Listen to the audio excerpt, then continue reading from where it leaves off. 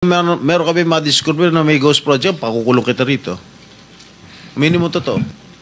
Bakit 15 po sila na nagkunsabahan, binulsa yung pera ng bayan, 1.3 trillion, wala tayong narinig. Ngayon, nandito kayo, nagpapaliwanag, sasabihin nyo, meron kayong quasi-judicial. Nasaan yung quasi-judicial? Bakit yung pinayagan nangyari? Kailan po kayo unang nagkaroon ay kumita ng bilyon sa construction industry? Anong taon po yun? Good morning po. Billion po. Opo. Kwento nung, narinig po namin sa television, sinasabi nyo sa interview nyo dahil tinanong kayo kung anong naging gateway para gumanda ang buhay nyo. Sabi nyo kayo hindi naman nakakaangat nung araw. At tapos sabi ninyo ay noong DPWH na kami. Yun po yung sagot ninyo So, at tinanong kung magkano at sabi nyo bilyon. Kailan po itong unang bilyon na kumita kayo sa DPWH? For the knowledge of everyone, so St. Gerard, Alpha and Omega, we have been in the construction business for 23 years. So I would presume na in the 23 years, pwede naman siguro kami po kumita. Yung billion, when I said DPWH, because prior to that, we were in local government. So ang hirap makasingil sa local government. They spliced the video that was taken of me and just mentioned the DPWH. So, contractor na po kami for 23 years. So you're saying that the television station and the persons interviewing you edited your answers?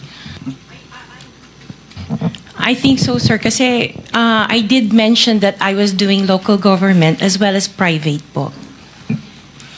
If I may, with the permission of the chairman, Senator President Pro Tem. Ma'am Sara, ano ba naging trabaho niyo bago kayo pumasok sa mga kontrata sa gobyerno?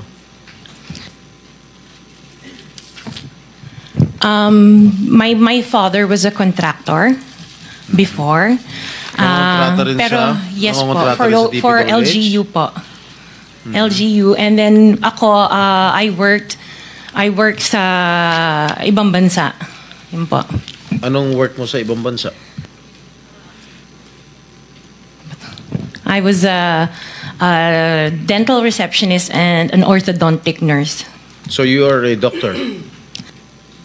Nurse? No po. Yung asawa mo, ano trabaho? He works sa isang development corporation, and him and his brother were parang private contractors sa subdivision namin. Paano kayo?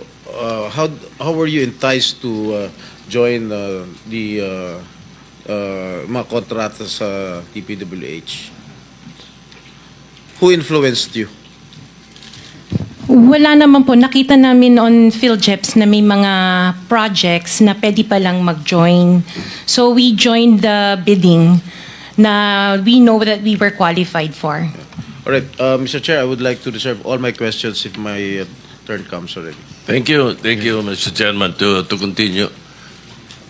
Senator, Mr. Chairman. Mr. Chairman, okay, with the permission of the Minority Leader. So, the Minority Leader. Ma'am, very clear man yun sa video na sinabi mo. Kung kailan kayo kumita ng malaki, sabi mo, noong nag-DPWH na kami. Ngayon, gusto mong i-attribute yung wealth ninyo going back noon pa sa tatay mo, noong nagsimula kayo ganon. Pero very clear, the video won't lie. Sinabi mo, noong nag-DPWH na kami. Yes po. So, kailan ba kayo nag-DPWH? Parang sometime in 2012, nag-start kami with DPWH. Can you be definite with your answer? Parang 2012? Oh, please, because you're under oath, please yes po. Make sure of your answers. Sometime in 2012, we started with DPWH. We started with joining biddings. But prior to that, we were with local government. Yung mga flood control projects, kailan kayo nag-engage ng flood control projects sa DPWH? Siguro mga 2016 onwards. Please make sure of your answer. Yes po, 2016 onwards po. 2016 onwards? Yes po. 2016 onwards for flood control projects. What year? Yun nga po, nag-start kami makakuha ng pailan-ilan, pero 2016 po onwards po. Yes. 2016 onwards. In 2017, how much did you pay the BIR on your income tax? Sorry, I don't have the data on me right now kasi I have an accountant that handles that po. Pero I can get it for you. Yes, please. May we request that Yes po. we find out how much your income taxes were paid from that time, 2016 to the present. No? Okay po. All right. Now, Pwede po kayo mag-imbestiga at gumawa po ng action, suspension, revocation of license kung meron po mga report. Tama po? Yes, Your Honor. Alright. So, nasa inyong kamay kung pwede nyong i-revoke. Hindi po ba kayo nag-iimbestiga na maaring yung ilang mga tao ninyo ay naareglo at nababayaran kaya bigay na lang na lisensya? Take the case po dito sa Diskaya. 3 na po ang kumpanya, isa lang may-ari. Pag na-blacklisted, apply. So, ibig sabihin po ba, kung may kumpanya ako, mabablacklist, gagamit lang ako ng ibang pangalan, mag-a-apply ako, pwede na naman. And then I can apply again, same project or same agency, kahit na na-blacklist ako ng DPWH. Ganun po ba? You tell me. No, Your Honor. PCAB is also a quasi-judicial body. And we do a lot of investigations, and we also resolve a lot of cases. Investigation siguro sa mga maliliit, pero kung mga malalaki na kagaya nito, wala ho kami naririnig. Bakit 15 po sila na nagkunsabahan, binulsa yung pera ng bayan, 1.3 trillion, wala tayong narinig. Ngayon, nandito kayo, nagpapaliwanag, sasabihin nyo, meron kayong quasi-judicial. Nasaan yung quasi-judicial? Bakit yung pinayagan nangyari? 2022 hanggang 2025, 3 years, engineer. Wala kayong ginawa, hindi nyo kinansela yan. Isang kumpanya, tatlo pa. Yung isang may-ari. Wala kayong ginawa. Ngayon, pinapakita yung sa amin dito na meron kayong ganito, meron kayong nasaan yun sinasabi mo? 3 years. I understand very well your concerns, Your Honor, and I appreciate that very much. However, PCAB does not play any part in the implementation of the project. I'm not saying part of the implementation. Yung pag-apply lang at engineer ng license. Kasi pag na-blacklist yung...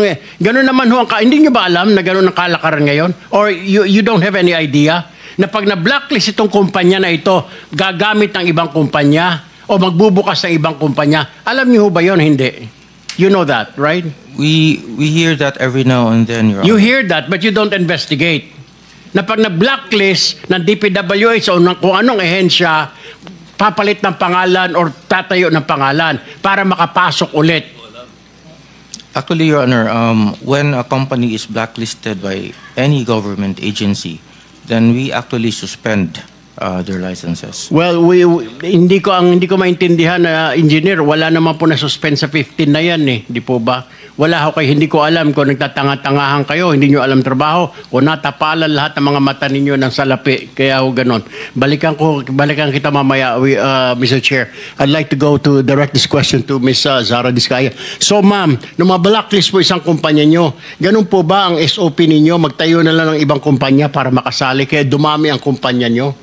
Or kaya kayo nag-apply ng mga lisensya dito sa PCAB ay para may maparentahan po kayo na mga lisensya po ninyo? Kasi napakadami po, Ms. Diskaya, yung inyong proyekto kung saan-saan na, daig nyo pa yung gobyerno. Imposible naman ho, yung equipment nyo rito, may equipment kayo dito, napakadami yung equipment. Tama po yung sinasabi ni Senator Tito Soto na sa isang lugar, napakadami yung equipment, sa iba't ibang lugar. So, Ano ang purpose na napakaraming kumpanya? What is that? Ay, sir po, yung ibang companies po, we've divested from those companies. So I am directly lang with Alpha and Omega. Vested. Interjection, Mr. Chair, with the permission of Senator Erwin. Go ahead. Go ahead. Salamat, Mr. Chair at Senator Erwin. Actually, when my time comes to question, ma'am, Ms. Diskaya, hindi lang po isa, hindi lang po 3 kumpanya tulad ng sinabi ni Senator Erwin. 9 na kumpanya ang ipapakonfirm ko sa inyo na actually, kayo at kayo pa rin po, kayo pa rin po ang may-ari. Salamat po, Senator Erwin, Mr. Chair. Engineer, sinasabi ko ho kanina, yung sinasabi niyo, pinapatagal niyo, pinapaligoy-ligoy ninyo itong proseso na ito, pagtatanong, jumpstart yung mga sinasabi ninyo, DPW's umiiling, sinasabi na parang hindi pa nila natatanggap, and then suddenly you're telling us na gumawa na kayo ng action? Is this correct? What I heard, you started communicating with the 15 contractors? Actually, the day after the President mentioned the 15 contractors, we actually summoned the 15 contractors. But I have only one last question, Mr. Chair, for Mrs. Diskaya. Ma'am, sinabi ho ninyo, nag-divest na po kayo. Ano yung sabihin ng divest? What do you mean by that? We are no longer part of those companies. Okay. Kung hindi na po kayo part of those companies, how come you're still the chief operating officer, pati ang asawa mo sa ilang construction companies na ito? Hindi po ako COO ng mga companies po. Ma'am, you're under oath. Don't forget. Opo, CFO po, pero hindi ako COO po. COO. So, bakit po ikaw ang CFO pa rin kung nag-divest na po kayo, opisyal pa rin po kayo dyan? Sorry, tumutulong lang po ako dun sa mga ibang companies po. So you haven't, with the permission, you haven't completely divested all your interest in that Before we particular company. continue, let me acknowledge the presence of Senator Rapi Tulfo. Thank you, Yes, sir. sir. So you didn't divest totally. You're still the CFO according to you. Opo, pero hindi po ako nagmamanage po ng mga companies na yon. Wala na po ako. Wala po ako dun sa ano. Sorry. Naintindihan po niyo yung divestment. Kanino niyo po i-divest? Kasi po pag nag-divest kayo, there is somebody, doon niyo po isasalin yung pong inyong interest sa isang company. Kanino po nasalin? Nung mag-divest kayo, sino yung taong doon niyo i-divest po ang inyong interest sa korporasyon? Katulad sa St. Timothy, kay Maria Roma ko binigay po yung aking Sino siya? shares. Kamag-anak mo? She's the niece of my husband. Kamag-anak mo pa rin. Kayo pa rin. Kayo pa rin yan. Correct? Anyway, can I give my opening statement Okay. before I...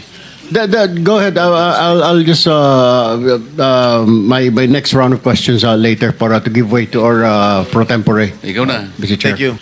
Kung wala kayong kasalanan, magsabi kayo ng totoo dahil kung hindi, sinisiguro ko na mananagot kayo hindi lamang sa batas at sa Senado, kundi sa taong bayan. Mr. Chair, if I may continue. Madam Tapos Diskaya. na yung 5 minutes mo. May opening ka pa kasi. O sige, The news pagbibigyan report. kita. Madam Diskaya, Sarah, it is common knowledge that you own 9 companies, namely St. Gerard, St. Timothy, Alpha and Omega, Elite General Contractor and Development Corporation, St. Matthew, Great Pacific Builders, YPR General Contractor, Amethyst Horizon Builders, and Waymaker OPC. Am I correct? Yes po. Hanggang ngayon, up to now, you own these 9 construction companies? Yes po. All right. Since you started securing contracts from the DPWH, since kailan kayo nag-umpisa? 2012? DPWH? Yes. Yes po, 2012. Pag-usapan muna natin yung 2022 hanggang 2025. Ilan na po yung naging projects nyo sa DPWH? Marami na po. Ilan nga? I don't have Mahigit the figure. 400? Mahigit 500? Within the span of 3 years. I don't have the figures po. Estimate lang po, ballpark Give me a figure. ballpark figure. Siguro po mga 400 ganun. I'm not Siguro. I'm really not sure. Okay. I don't have the figures with me. Sa loob, sa bawat taon, ilang bidding ang sinasalihan mo?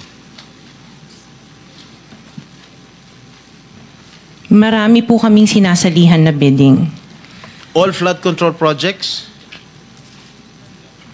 No po. Ano pa yung mga projects?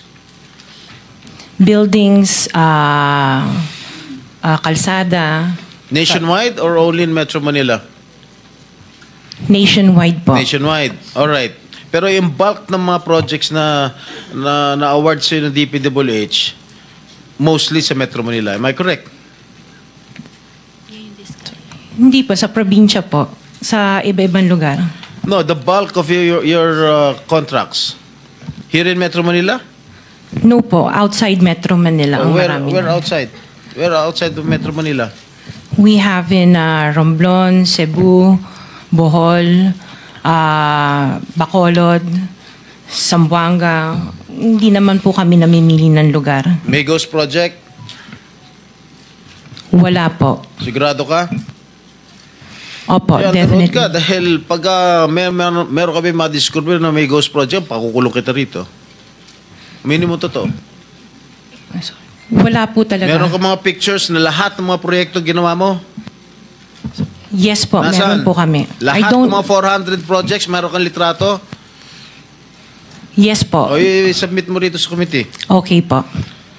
Okay. Sa mga bidding na sinasalihan mo ng mga kumpanya mo, itong siyam na kumpanya, ilang beses kayo nanalo? At ilang beses, kung natatalo rin kayo sa Actually, bidding, I ilang don't beses kayo have the natatalo? actual figures, pero sa napanalunan, very minimal lang po talaga, mga 2%. Pero ang dami namin projects po na sinasalihan na bidding.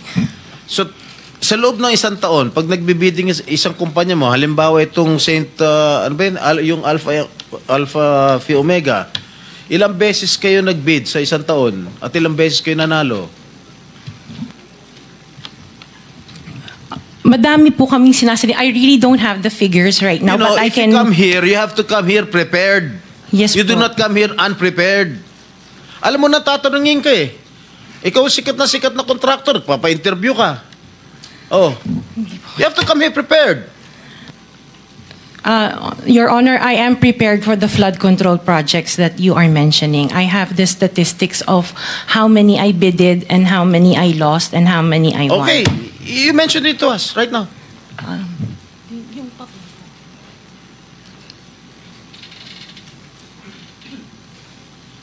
You are asking her to relate the 400. No. Parang mahirap naman yata. Hindi. 400. In 2022, I bidded for 491 projects. This is just for the flood control, Your Honor. How many projects? For 491. 491? 491. I joined the bidding. Po. Oh. This is in 2022. I only got 71 projects from the 491 na sinalinan ko po. 71 only. How many companies? Itong This is siyam? just for Alpha and Omega Oh, po. what about the other companies? What about the other 8 remaining companies that you own? I don't have the statistics Oh. for that because I was only called as Alpha Wait, and Omega. You admitted earlier when I asked you if you own these 9 companies and you answered in the affirmative. Right now I'm asking you kung ilan yung 71 flood control projects na napanalunan ninyo. Now you're only speaking in behalf of Alpha Phi Omega. Eh kanina sinabi mo ikaw may-ari ng siyam. Why can't you answer in behalf of the 8 remaining companies? Kasi po, yun lang yung na-prepare po namin for today's hearing. Oh, what about the representative of the other construction companies? Itong si Remando. Oh, how many? You're representing St. Timothy. Good morning po, Mr. Chairman. For St. Timothy Construction po, we have 145 projects. Flood control projects. Yes, Mr. Chair. Since 2022. up to the present, as we speak, 122. 145. Excuse me? 145, Mr. Chair. Ang na-award sa inyo, 145 flood control projects. Yes, Mr. Napanalunan nyo yan. Yes, Mr. Chair. So, all in all, dun sa 8 companies, ilan? Dun sa 9 companies, hindi nyo alam? Out of the 400, maybe, who can answer my question from the DPWH? Maybe they have the records there. Mr. Chair, with the Just indulgence for of the the SP record- Pro Temp, Yeah. Yes, Senator Risa. kaugnay nung pagtatanong ni SP Pro Temp sa ngayon, gusto kong makapag-flash ng screenshot po nung siyam na calling cards, nung siyam na kumpanyang iyon. Calling card po ni Mr. Curly Discaya, na asawa po ni Ms. Discaya. So, mag-asawa po, dapat alam po nila in greater detail itong mga kumpanyang ito. Ito po, Mr. Chair, SP Pro Temp.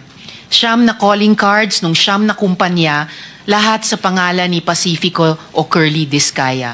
So dapat po mas alam po both ni Ms. Sara Discaya at Ms. Roma Discaya Rimando ang mga detalye na tinatanong ni SP Pro Temp. Salamat, Mr. Chair at SP Pro Thank you, Temp. Senator Risa. Okay, for the record, yung may-ari ng St. Gerard Construction, nandun yung pangalan ng asawa mo, Pacifico Discaya. Okay? Doon sa St. Timothy, sino may-ari ng St. Timothy? Ikaw si Remando, no? Kamag-anak mo si Discaya, correct? Sabi mo, pamangkin mo. Tama? And who is this Maritoni Miligrito, the owner of Elite General Contractor? Who is this? Answer. Pinsan ko po, Mr. Chair. From the left pocket to the right pocket. St. Matthew. Nandito yung asawa mo, Pacifico Discaya. Great Pacific. Oh, ikaw, nandyan ang pangalan mo, oh. Si Sara Rowena Discaya. Kaya hindi mo mapapagkaila, eh. YPR General Contractor. Nandito rin ang pangalan mo. Miss Sara, alam mo, huwag ka magsisinungaling, ha? Amethyst Horizon. Sino si Amethyst Horizon? Sino si John Brian Eugenio? Who is he? Sagutin mo, Miss Rimando. I didn't know, Mr. Chair. Madam Sara. He's one of our employees. Oh, dami. Waymaker. Sino si Gerald William Discaya? He's my eldest son. Okay. Alpha Phi Omega, yan, asawa mo. So, you confirm, lahat ng siyam na yan, ikaw ang may-ari. Tama? Part owner po. Part owner. Okay. Kaya nyo ba talaga pagsabay-sabayin yung mga construction, mga proyekto ninyo? Paano nyo nagagawa ito? Yes po, we have sufficient employees naman that can carry out and execute the project. Okay, ilan ba yung mga empleyado ninyo? In the office po, mga 200 plus. Sabay-sabay kayong naawardan ng kontrata ng DPWH. Alam mo, nakakapagtaka dahil kayo lagi nakakuha ng DPWH contracts, ha? Sino ba talaga sa DPWH ang nagbibigay sa inyo listahan ng mga projects for bidding? Turo mo na. Wala po akong knowledge po. Talaga? Ba't Yes, nakakapagtaka dahil yung siyam na construction companies nyo, yun ang laging favored, kumbaga, sa bidding.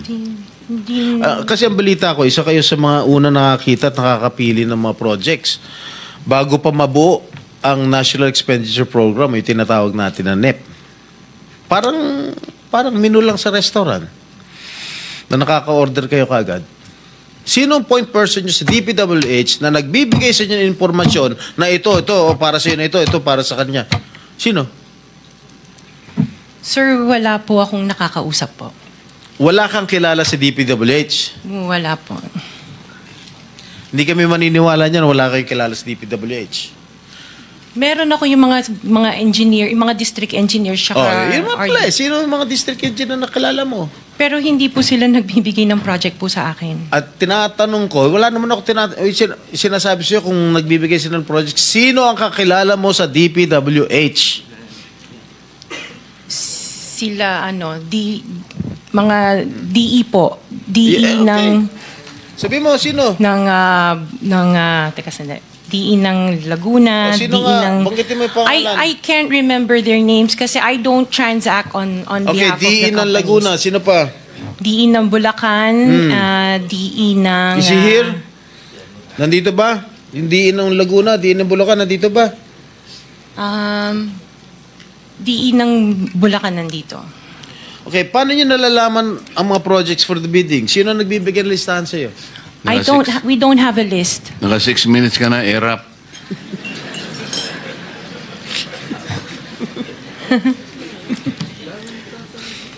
Okay. I don't have a list po. Interjection, Mr. Chair, with the permission of the SP Pro Temp. Thank you. Will do. Thank you, Mr. Pinatapos Chair. mo na ba ako, Chair? Ha? Okay. One last question, if I may. One last question, Mr. Chair, Senator Risa. Madam Diskaya, saan nyo ba kinukuha yung mga coaching imported, mga luxury cars? Ang balita ko, dun sa interview mo, binili mo yung isang Rolls Royce dahil nagandahan ka sa payong. Tama ba? Sir, yes po. Samantalang, ilan yung luxury cars mo? Nasa 28 po. 28 lang. Yes. Ano ito mga ito? Rolls Royce, Ferrari? I don't have a Ferrari. Ano yung mga luxury cars? Lamborghini? No rin. Cadillac. Saan binili? Sagutin mo na. Saan mo binili? Sa dealer po. Sino dealer? Dito, local? Local dealer o sa abroad? Freebell Enterprises tsaka yung isa Auto Art. Dito, sa Pilipinas? Yes po. Hindi ka nag-import? No po. Dito, may dealer ng mga Yes po. Rolls Royce. May dealer ng Rolls Royce meron dito. po. Ano pa yung mga ibang luxury cars mo? Yung anong tawag dito, yung Cadillac and the GMC. Cadillac Escalade, ganon? Yes po. Oh. The GMC. Yun lang. Sinong dealer? I mentioned earlier, Freebell Enterprises and Auto Sa Art. lahat ng kotse mo, yun ang mga dealers mo? Dalawa lang sila Dalawa po. yung dealers mo? Yes po. What other luxury cars do you own? Yung iba dito na, the Maybach. Dito Maybach, ko na binili. Mercedes. Yes po. And then, yung iba, dito na rin yung Range Rover. Bentley. The Bentley dito na rin po. Paano kayo nagka-interest sa kotse? Saan nyo gagamitin yung 28 kotse na luxury cars? Araw-araw gusto mo Collection. palit ng kotse? No, I have 4 kids that use it all the time for them to... 4 kids lang. Bigyan mo tig-isa pero 20, ilan yun? 20 ka mo? 28? 28. Opa. My God. And you bought that from the taxpayers' money? No po. Hindi po. Wag na tayo That maglokohan will be- dito. Let's allow our people to decide on that anyway. Just linawin na yung pangalan. Senator Risa, sorry nagkamali ako. Chairman, Si- just the 2 names of the dealers. Dealer ako ng kotse, kaya ako alam yan eh. Sino yung dalawa? Pinagkukunan mo ng luxury cars? Freebell Enterprises Ha? and Freebell Enterprises Freebell. and yung isa Auto Art. Auto Art. Yes po. Okay. Thank you. Sen. Risa, sorry kasi nalagpas